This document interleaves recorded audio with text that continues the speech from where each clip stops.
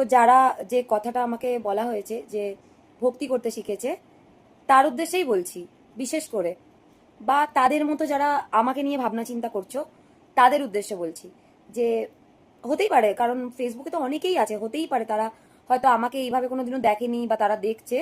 তো প্রথম কথা তো আমি বলতে চাই, আমি এগুলো মানে যখন থেকে শেয়ার করা যায় তখন থেকে শেয়ার করি। তার আগে শেয়ার করা যেত না, শেয়ার করতাম না। যদি শেয়ার করা যেত তখন শেয়ার করতাম।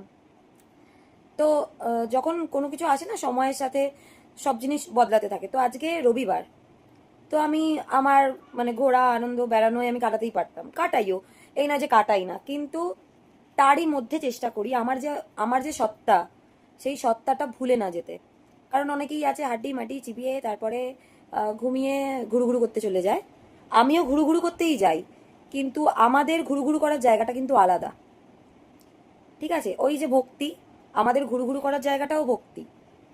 তো আমি ছোট্ট কিছু গ্লিমস দেখাই তোমাদেরকে, তোমরা বুঝতে পারবে যে আমি মানে রবিবারটাও কিরকম ভাবে কাটাই, আর কতটা আমরা মজা করি, কতটা মজা করে ভক্তি করি। ভক্তি করলেও কতটা মজা পাওয়া যায়, ভক্তি করলেও কতটা মজা করে ভক্তি করা যায়।